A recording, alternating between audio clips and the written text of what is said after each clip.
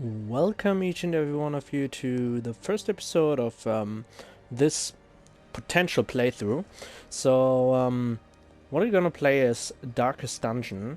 Let me just real quick go into the options and set the audio down a little bit. Oh, not that much. Oh, damn it.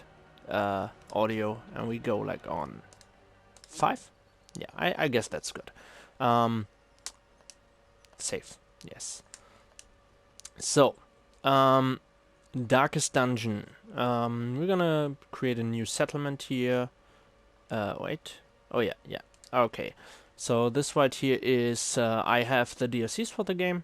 I'm gonna explain all of it in a moment if you don't know the game. So I can basically say which DLCs should be active for this playthrough and which ones shouldn't be active for this playthrough. I want to play with all the DLCs because more content is great. I am gonna play on Radiant, which is the easiest difficulty level. Usually I like to play games on hard difficulty levels, but I'm gonna tell you Radiant is already pretty hard, and the other ones are pretty devastating.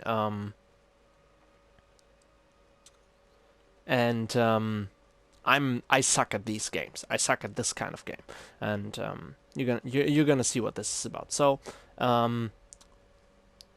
this is the name of our settlement of our estate.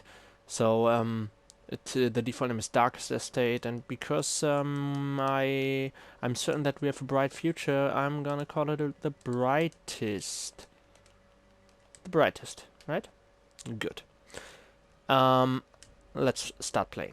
So, if you don't know what this game is, this is an RPG game with I'm just gonna let this cutscene play while I talk a little bit, even though there's a narrator, I believe.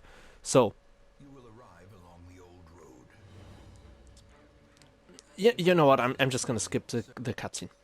So, this is a strategy game, and but it's not like Final Fantasy or something like that. Well, it has similarities to that. You have up to 4 party members, but this game works with like throwaway characters. If you know XCOM, it's a little bit like that. So basically what this is about is permadeath is a thing in this game, and all the characters are just like random no names. We always start with these two, the Crusader and the Highwayman.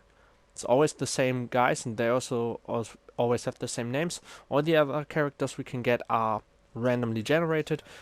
We can rename characters, and what they can do is dependent on their class, but even these two have some random aspects to them, because every character will have random skills of that class, and you can later adjust that in any way you want. So permadeath is a thing, and obviously we want to try to keep our characters alive. When we keep our characters alive, they will get stronger, and yeah. So if they die, yeah, they obviously are gone, and we have to replace them with kind of low-level characters, and it's gonna make the game way harder. So even the tutorial is mostly randomly generated, and that right now was super nice. I had one game where I literally just died in the tutorial and I couldn't do anything because there's nothing that protects you from dying in this game. This game is pretty brutal to you. So I just had one play file where in the tutorial every enemy just dodged every attack and they critted the shit out of me and I just died. It was ridiculous. So what I want to do right now is, so I'm just gonna explain a little bit about the characters right now. So he has this pistol shot which I can aim at anyone basically, and it deals single target damage. I have this which hits every character, but the damage is a little bit lower, and I have this which increases my stats a little bit. You see it's like plus 12% damage, plus 6 accuracy, and plus 4% crit. So he goes in stealth, and I think like when he's in stealth he can't be targeted, and then when he attacks he has those extra things on him. And this is basically a close combat attack. I can't get that on the guys in the that are in the back. Can only target the first two panels, and like these big guys like take 2 places. But I want to use this because this gives this guy bleeding, or at least it has a chance. He resisted it. It's a little bit unfortunate, but anyways. So here I have just like a close combat attack. Nothing special here. This it can hit 2 people. It always hits the 2 front rows. So in this case, because one guy takes both panels, it's just gonna hit him. And so this ability is pretty bad right now. And this is a attack that deals less damage, but it stuns the enemy. What is this? I can give myself 20% protection, so I get tank here. I kinda just wanna stun him. I critted, which is good. So yeah, this is what these 2 characters do. And also later, when I have 4 characters, I have 2 more panels like behind my 2 front characters. And some characters have abilities that they can use only when they're on certain positions. And there are also enemies and characters that can change the positions of themselves with their abilities, or I always can just switch them off, but some characters will have abilities where if they use that ability, they will automatically also switch positions in a way. I'm just gonna hit him with that. Now he bleeds, that's good. Now I'm just gonna use this to... and I critted. Okay, I didn't have to make him bleed, but crits are good. Just gonna make him bleed now, hopefully. Yes! Now he's gonna shoot at me or something. Yeah. Oh, I dodge. I'm very lucky right now. I'm very, very lucky. So, there's another thing about this game. You can permanently lose this game. Oh, and this is also a thing. Now I completed the quest, I can just go to the hamlet, but I can also remain and do like other optional stuff if I want to, if there are rooms that I haven't cleared. And also I have to remain to open this treasure chest. And it could be just a trap, but I'm gonna open it. It's trapped, but I resisted it, so it doesn't matter. So there's one thing that is very special about this game. First of all, it's not grind heavy. Even though it's an RPG, you don't really have to grind too much. It's more about just get through the game as fast as possible, because as long as the longer you play, the harder it will get. And this is just like some random stuff that always can happen, that your character gets traits. So the yellow ones are usually positive traits, increased chance of winning while gambling. Oh, that's interesting, because I can send him gambling in the city, and more to that later. And what is this? Meditate while in town. Okay, so there are gambling and meditating are 2 of a total of 6 different things that you can let your people do when they're in city, in town, and those sometimes people will refuse to do certain things based on the perks, and that can be a pain in the ass, but right now it doesn't matter too much anyways. So here's the graveyard. I can look at all the dead people if I want to, but I don't want to right now. Here I have I can like look at the main quest and stuff like that. He's a trader, which is not important right now, and this is interesting. I can get new members now. So these, I think, are also always the same class as the first 2. So these are the Plague Doctor. The Plague Doctor is like a supportive unit that can heal a little bit, but also can spread debuffs on the enemies. And the Priest is obviously a healer. And healers are very good in this game. They are the easiest way to have a good group. I'm just gonna go directly on the next quest and explain a little bit more about the basic principles of this game in the meantime. So now I can like choose my team. I'm gonna put my healer in the back row. You know what? I'm just gonna switch these 2 out, because I think the Plague Doctor might have an ability that only works when I'm having in the last row. So I can immediately just go to the last dungeon, but I think my people might refuse to go in there. That can happen, that characters refuse to go in too hard or too easy dungeons. So I'm stuck with this. Now I'm in the provision menu. Now I can like buy stuff, and this is basically what it's about.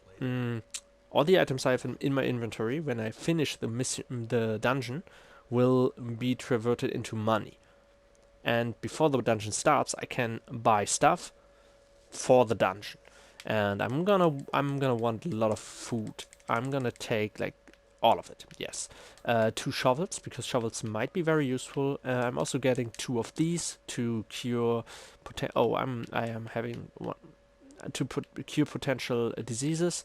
I'm also wanna take 1 key with me just in case there's a treasure chest that I wanna open, and I don't have a key at that time. Because if you have a key, you can potentially like get items out of a trap treasure chest without having the trap setting off.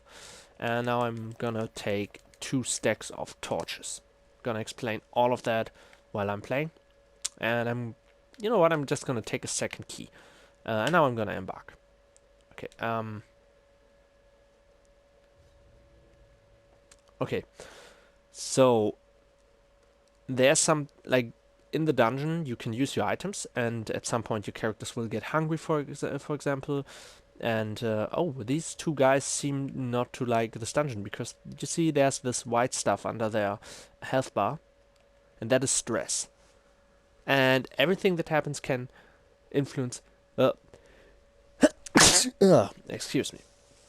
Everything you do can influence your stress level. For example, if you crit, that can reduce your stress. And if you get crit, or even if you just get hit, if a debuff gets procced on you, all that stuff can raise your stress level. If your stress level gets too high, your character's resolve is tested. And if your character's resolve is tested, right now, by walking through the dungeon, one of my characters got scared. That's not what I. No. Okay, I'm just gonna switch all of them through, right? Okay. I'm gonna burn this torch. So on the top I have a light level, and my characters might get stressed when the light level gets too low. That's why I need torches, because while I walk, it lowers all the time. Also, if the light level is very high, I have a chance of startling enemies and having like 1 turn in advance. Or I have a higher chance of that happening. But, okay, so yeah. Oh, wait, yeah. I have a higher chance of that happening. I have a higher chance of startling enemies, which gives me 1 like turn in advance when I have the light level higher, but the lower light level will increase the amounts of loot that enemies will drop. So right now I'm just gonna try to burst them down. So this 1 guy is... Oh, nice. I'm just gonna do this. Yeah, perfect. So, nice, I killed them before they could react, that's really good. And sits on the cold stone floor, the contents are unknown. I'm just gonna open this one. Contents are mine, great. Shovel and more gold. Oh yeah, these if I don't have a shovel to remove them, I'm gonna consume a shovel, so a shovel will be like gone. I'm gonna use it up, and I can use that up, and the stuff goes away. If I don't take that away, it will lower my light level more, and also it will deal damage to my characters, and it will raise their stress level. So you kind of want to have shovels if possible. And now this is a interesting type of enemy. So the mage-like enemy in the back row, these guys are one of a few enemies that are in the game that basically don't try to damage you, they mostly just try to raise your stress level. So these guys can get really annoying. And the very important part about this whole stress level thing, I'm just gonna deal damage right now. I could have healed that turn, but I think lowering the stress level is the better call right now. Okay, great. So this guy's basically dead now. He pushes back my guy. Oh, I resisted. Great. I'm just gonna do this now, and maybe I'm just gonna waste some time. I hope my healer's... Yes, my healer's turn. Okay, good. Now, so what I just did is I tried to stall out and just not kill him, and instead trying to have another turn with my healer to heal myself up now, because I cannot use my abilities while not in combat, and this guy will die to the blight once it's his turn. Or I just shoot him. So the thing about stress is, oh, and these things are from the DLC. I'm gonna explain them later. So stress level will not lower when when you're done with the dungeon. No matter how low health your characters are, as long as they don't die, next time you go into a dungeon, they're full health at the start of the dungeon, right? Stress level is different. Stress level will not decrease just because you're done with the dungeon. And you can decrease your stress level by sending your characters into stuff like gambling. Like gambling will reduce stress level. You can also just send them into a bordel, and that will reduce stress level. And you can send them praying, meditating, or like you have different options of letting your characters do stuff to reduce their stress level. And but when you send them to reduce their stress level, that will result in your characters... Oh shit, that's not good. Okay, I'm gonna make this guy bleed because this guy is very dangerous. He can stack bleed on my characters. So I kinda want him to die as quick as possible. Okay, he made my character bleed. That's not good. So when your characters are in... Oh, wait. Bypass stealth. De-stealth. Okay, I can de-stealth people with that, and it increases my torch level. This stuns, so I'm gonna stun him right now. Nice. Okay, so with this guy, I kinda want... No. There we go. I just wanna, use this. Oh no, wait. Bandages. Great.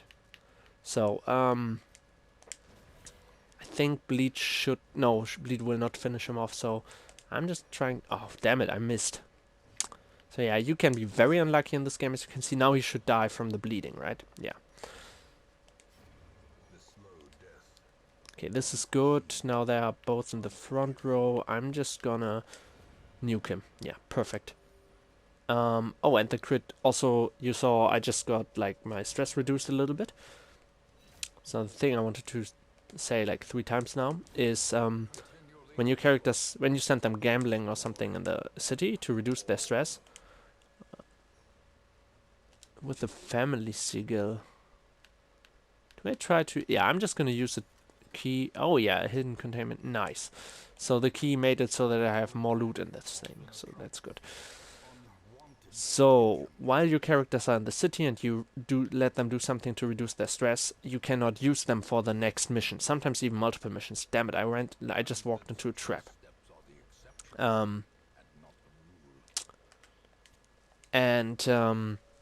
So that is why you need, at some point, more than just one group of very good characters to play the game, because your good character... Oh, damn it, I just walked into a trap again. So you can just look at the floor, and if you are a little bit more aware of your surroundings, so I can use food to heal my characters up until they are full. Not full health. At some point they are not hungry anymore, they can't eat anymore, and then they will refuse to eat more. So I'm just gonna walk in here. Oh, this is good. So I surprised them. Now I have the advantage. I'm just gonna try to burst them down as fast as possible. This guy's the most dangerous one, so I tried to put the blight on him. It worked. So now I'm just gonna nuke him a little bit. I think... Yeah, I won't be able to kill him in one turn, but now the blight will finish him off in the next turn automatically. So I can, like, focus on the other guys now. But these guys hurt me. Not good. Okay, I'm gonna use my... just gonna do this.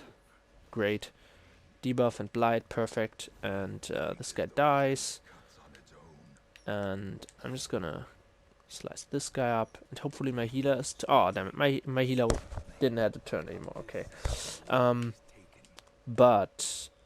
Oh. Okay. There's a little bit of stuff. I want that. I'm gonna use this, and so this holy fountain will give my characters buffs or like restore their health. But they can also use this stuff, this holy water, to increase the effect of it. And now I have the divine benefit. He gets healed and he gets a really good buff, and his stress gets reduced. I just healed him because he is in front, so he is most likely to be attacked. Oh. Okay, so he is now a kleptomancy. He developed kleptomancy. And now he will sometimes just steal stuff, and I won't have access to the stuff. Sometimes he will just be like, I'm taking this if I find loot, which is pretty annoying. So yeah, and you definitely can reach points where a playthrough is completely done. I hope we won't reach that on this playthrough.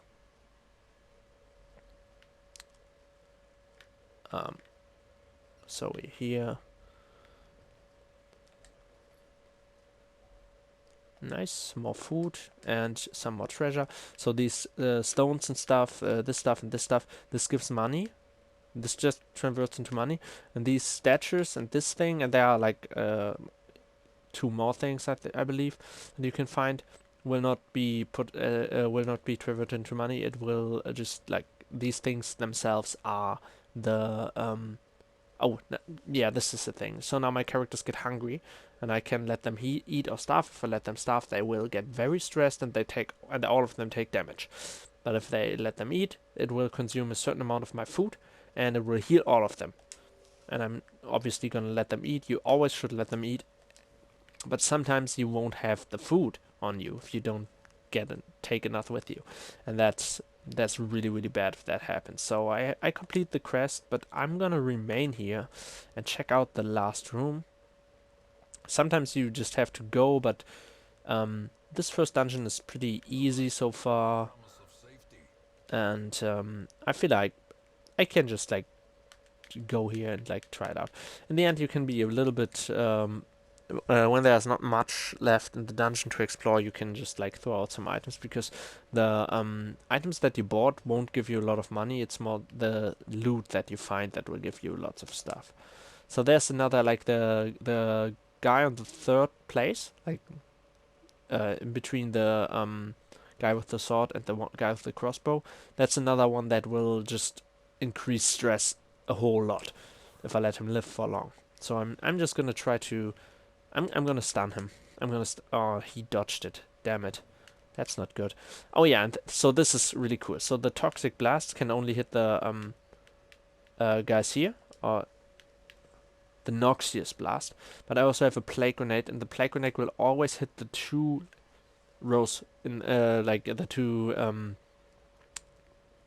I don't know. I don't find the word right now. The guys who are further behind, the 2 guys.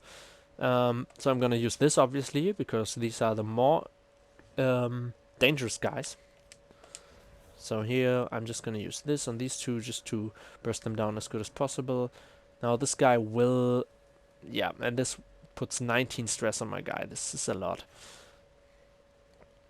So, ooh, okay, and no debuffs, nothing happens. The graveyard slash also only deals damage, so this guy dies now. This is great. I am gonna throw another grenade in hopes that this guy gets the blight now. Nice, he got the blight. Just gonna shoot at all of them.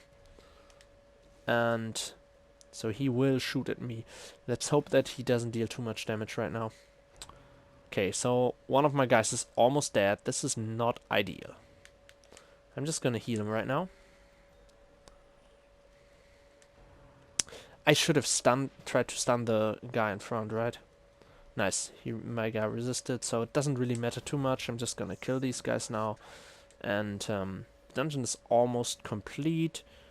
Killing people reduced the stress again, which also is great. Let's try to stun him, right? Nice.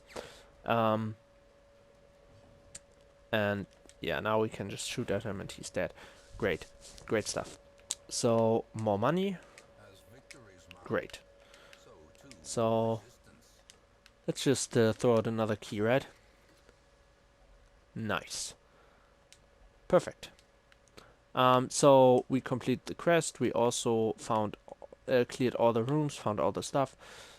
So we can now go back. Now everything we had in our inventory will be traversed into money, except for the stuff that will be resources in the city on its own, for some special things. A game can, and also we get some extra stuff as quest rewards. We also get like 3,000 gold extra, 4 crests, and bleed stone. So this increases the bleed skill chance and but reduce our speed by 1. I think I'm gonna sell this thing most likely because, well, maybe I keep it for a while until maybe there will be a character that where I really want the bleed chance to increase. Like there are a lot of different artifacts, but mostly the class specific artifacts are interesting and cool. So let's see, what do we have here? Okay, Runes Explorer, that's good. A higher scouting chance in runes. So scouting is sometimes when I'm in a room, it will randomly trigger that I will get some information about what is in the enchanted rooms and hallways. So that's good. Lazy Eye. Oh, that's really bad to have minus accuracy on ranged skills on the Highwayman. This is really, really bad. Nymphomania. Plus 20% stress, heal, received in brother. So this is really good. This is good. So this guy is gonna fuck some horse, I guess. Gifted plus 20% healing received. That's decent. Clutch hitter plus 5% crit when if HP is below 50%. So this is also a decent skill, but these two skills are really not on the right kinds of characters. So 20% healing is really good on everyone, but mostly you want it on tanks, obviously. And this is like this character doesn't really crit too much. Like you don't really want to crit too much. Like obviously critting is better than not critting, but he's always in the back row, so he shouldn't be low on health. He's very squishy, so you kind of want to keep his health at maximum if possible. And he kind of does not deal raw damage. He debuffs. That's what he does. So crits is really not ideal on him, but it is better to have those than not to have those, right? And you can get rid of these, of all of this. You can also get rid of positive effects if you want to. So let's go back into town now and see what kind of characters we now get. Oh yeah, and the whole game is on a time limit. If you take too long, the game will end, and like, it's game over. You have not done it in time. So we have this Occultist. The Occultist is pretty cool. He is a little bit similar to the Plague Doctor. He can heal, but he also has like a lot of utility and supportive abilities. And the Leper is a frontliner. That's not as tanky and is more of a bruiser, a frontline bruiser, but he can be kind of tanky and he can self heal. So the leper is pretty cool. So what we want to do now is we want to give like our plague doctors should now let's just send him to drink in the bar, and this can reduce stress, and we also can go here into the abbey and we can send him to meditate, pray, or to flagellate themselves. But as you can see, there's a little portrait of Guy down there, so someone's like NPCs can occupy these places, and then you can use them for one day. So I'm just gonna send her pray, right? I kinda don't really need to like send my other guys reducing stress, right? So what I want to do next is I just want to go in here. So this down here, a light in the sky, this is a DLC area, and this is gonna kill me if I go here now. This definitely is gonna kill me. I have access to it right now, similar to this one, but I cannot do it right now. And it says it's apprentice level 1 and short, but I got fooled by that one time, and not again. You want a little bit more of a developed group, and it's like you have to have a group that has a lot of sustain and can like keep themselves alive for a while. Just gonna put this guy here, this guy there, and the highwayman is gonna be here. So now I have the option of 4 different crests here. Apprentice level 1, medium, medium, medium, medium. So there's not much of a difference here. Oh. So the timer's up. So there's not much of a difference here. I can only like look at the loot and try to decide what I want. I don't know how can I check out the rewards. Oh, L2. Okay, so basically I have these crests or deeds or portraits or crests again. So those are different resources, but I also get an extra thing here. So here we have a bleed amulet plus 20% bleed skill chance plus 20% bleed resist minus 20% blight resist. So this actually might be kind of interesting for a bunch of characters. I have something in mind where I could use that, but let's see what else do we have.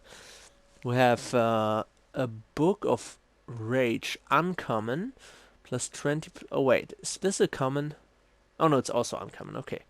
What does this do? Plus 20% damage if HP is below 33% health. Extra crit.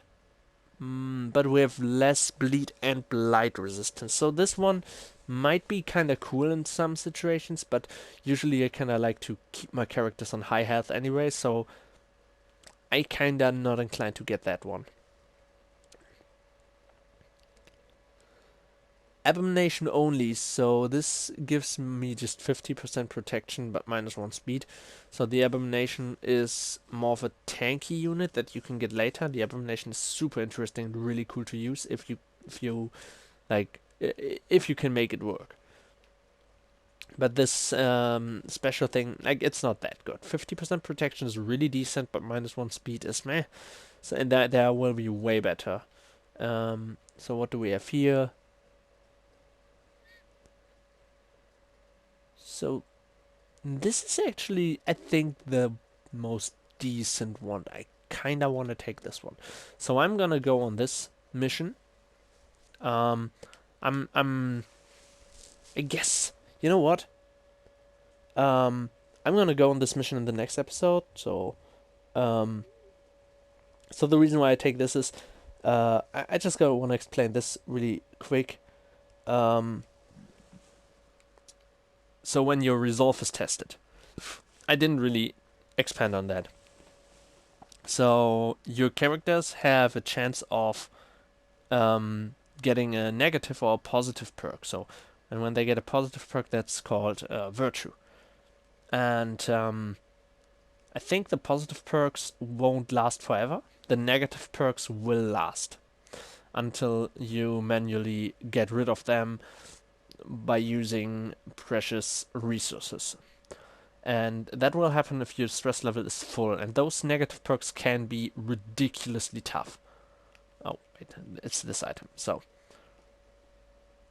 these negative traits that your characters get when their stress level is full can be ridiculous.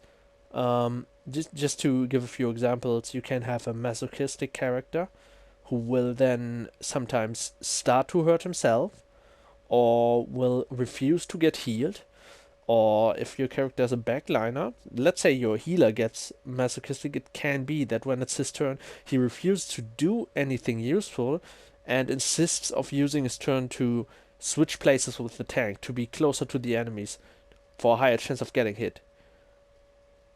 And stuff like that can mess your game plan up so hard.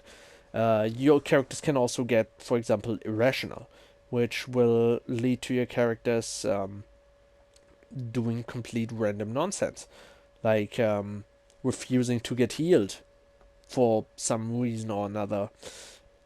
Like, they will do complete random shit, refuse to do certain things, sometimes will just randomly attack your own team members. You can also have like people who get like super pessimistic or something like that, and then they will just trash talk your group the whole time. Just by having them with you, the stress level of everyone else will rise extremely high. And then So, and when you have virtue, the character will instead like reduce their stress level to 50% again, and you get a buff for the rest of the dungeon, which usually is really good. And it also, like, by just being virtuous, it reduces the stress level of the whole team. So that's really, really good. And having a high chance of that is actually really, really good. And also, um, minus 10% stress, so your character gets stressed less, and if he gets to full stress bar, he has a higher chance of getting virtuous. Like, this is just a really good item overall, and I think there, like, you can justify the -1 speed there. Speed obviously determines when your character's turn is, and like less speed means the enemies might have their turn before you have yours. So there's another thing to stress. So once your stress level was full, it will not like build up from zero again and you get another chance of it being virtuous or not. No, it will then fill up again, but in red this time. Reducing your stress level, you can reduce it below like being full again, but that will not remove your negative trait that you got.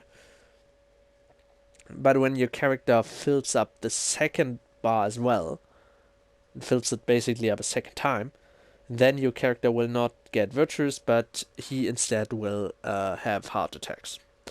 And other things like just getting stressed can give your characters heart attacks, but the higher your stress level, the higher the chance that your characters get heart attacks, and a heart attack will result in your character getting to 1 health or in your character dying.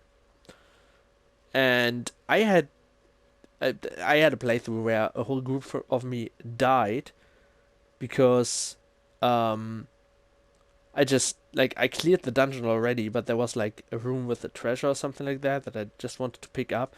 But all of a sudden, my group wanted to eat, and I didn't have enough food, so I had to say no, and that reduced the health of my characters. One of my characters got to 1 health from that, and then that rose the stress levels of my characters very high.